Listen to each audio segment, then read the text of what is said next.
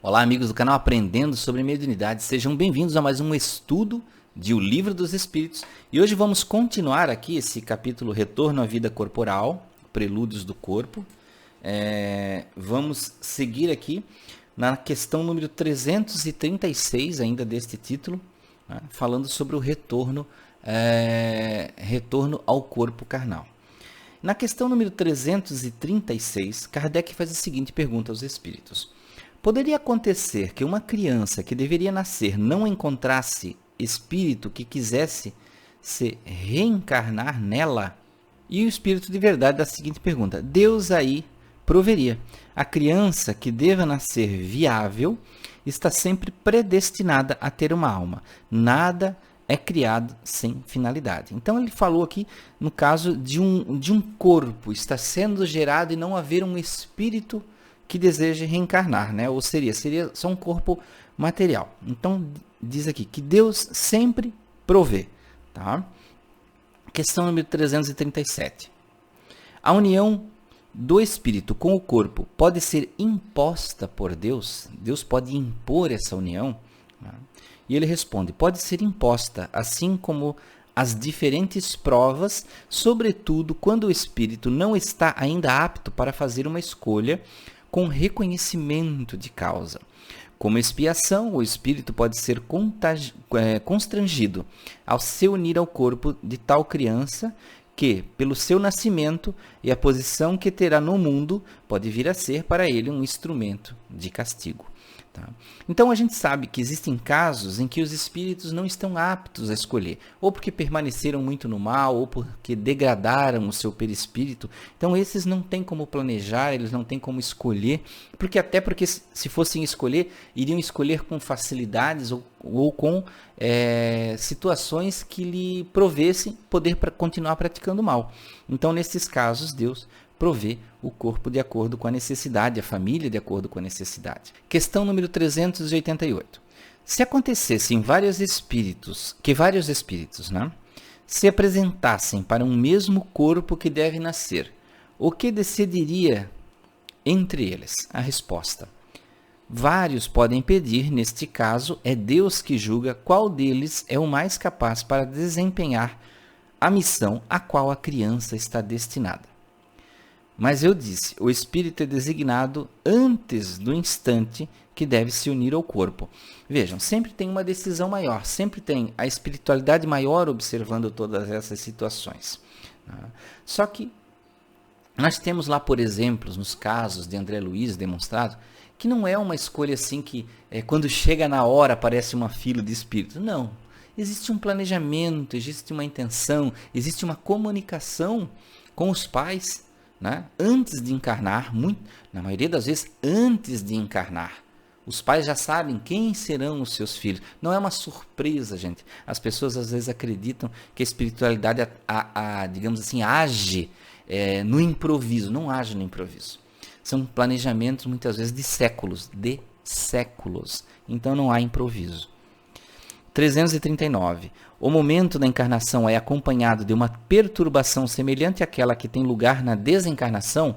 Olha só que interessante que Kardec perguntou. A encarnação é tão perturbadora do que a desencarnação? E olha o que ele disse aqui. Muito maior e, sobretudo, mais longa. Ele está dizendo que a perturbação é muito maior no encarne, para encarnar, para a criança nascer, do que para desencarnar. Na morte, o espírito sai da escravidão. No nascimento, entra nela. Então, a gente tem na Terra uma cultura de que o sofrimento é na morte. Mas, na verdade, a morte é a libertação. O sofrimento é quando você vai encarnar, porque você vai se deparar com toda a sua vida, que pode ser de sofrimento, pode ser de provas, pode ser de dificuldades, de desafios que vão estar lá justamente para ver se você cai ou não. Né? Então, é muito mais sofrimento. 340. O instante em que o espírito deve se encarnar é para ele um momento solene? Realiza esse ato como uma coisa grave e importante? A resposta. É como um viajante que embarca para uma travessia perigosa e não sabe se encontrará a morte nas ondas que enfrenta. Olha que interessante a resposta dele aqui. Aí Kardec fez algumas considerações abaixo dessa pergunta 340. O viajante que embarca sabe que os perigos se expõem, mas não sabe se naufragará. É assim como com o espírito. Ele conhece o gênero de provas às quais se submete, mas não sabe se sucumbirá. Da mesma forma que a morte do corpo é uma espécie de nascimento para o espírito, a encarnação é uma espécie de morte, ou antes, uma espécie de exílio e de clausura. Ele deixa o mundo dos espíritos pelo mundo corporal, como o homem deixa o mundo corporal pelo mundo dos espíritos. O espírito sabe que reencarnará, como o homem sabe que morrerá, mas como ele não tem consciência senão no último momento, quando a hora é chegada. Então, nesse momento supremo, a perturbação se apodera dele, qual no homem em agonia, e essa perturbação persiste até que a nova existência esteja francamente formada.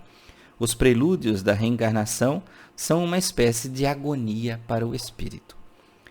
E eu acho, aqui fazendo uma consideração ao comentário de Kardec, que a agonia é mais para aquele que muito errou, né? Que muito prejudicou, que sabe que vai se deparar com espíritos que vão desejar vingança, que vão persegui-lo, com aquelas pessoas com que ele perseguiu, com que ele prejudicou. Então eu acho que para este é muito sofrimento. Para aquele que já vem mais com intuito de aprendizado, de missão, ele vem um pouco mais leve. Questão número 341. A incerteza em que se encontra o espírito sobre os eventuais sucessos nas provas que vai suportar na vida é para ele uma causa de ansiedade antes da encarnação? Olha o que eu falei aqui, antes. Questão das provas. E ele diz, uma ansiedade bem grande, visto que as provas de sua existência retardarão ou acelerarão seu progresso, conforme as suporte bem ou mal. Olha que importante o que ele disse aqui. Tá? Essas provas que ele vai sofrer, tá? Elas podem retardar ou acelerar o seu progresso. Mas isso não quer dizer que a prova em si vai fazer isso para ele. É conforme as suporte bem ou mal. É conforme ele suporte, é conforme ele faça as provas sem reclamar, sem estar sempre praguejando, sem se revoltar contra as provas, né? Então isso é muito importante, nós resistirmos no bem. Questão número 342. No momento da reencarnação, o espírito está acompanhado por outros espíritos de seus amigos que vêm assistir a sua partida do mundo espírita, como o vem receber quando para lá retorna? Então ele está perguntando, quando ele vai reencarnar, tá? Os espíritos amigos vêm acompanhar isso, vêm lá congratular ele da mesma forma quando ele é recebido, tá? Isso depende da esfera que o espírito habita. Se está nas esferas onde reina a afeição, os espíritos que o amam o acompanham até o último momento, encorajam-no e frequentemente o seguem durante a vida. Olha como nós somos cuidados. Se nós já estamos numa boa esfera, né, de espíritos amigos, nós somos acompanhados por espíritos que cuidam de nós. Questão número 343.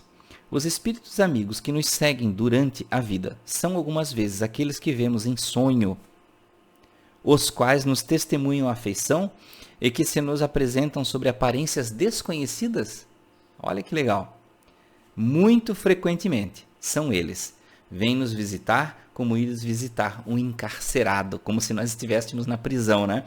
Então, estes espíritos amigos, que foram nossos companheiros enquanto desencarnado, que foram nossos companheiros em outras encarnações, eles vêm sim nos visitar, eles aparecem em sonho.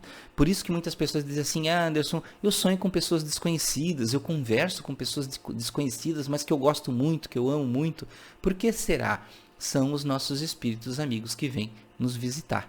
Então, meus amigos, isso era o que tínhamos para esse estudo do Livro dos Espíritos hoje. No próximo estudo, vamos continuar no subtítulo União da Alma e do Corpo, tá? Na questão número 344. Até o próximo estudo de O Livro dos Espíritos.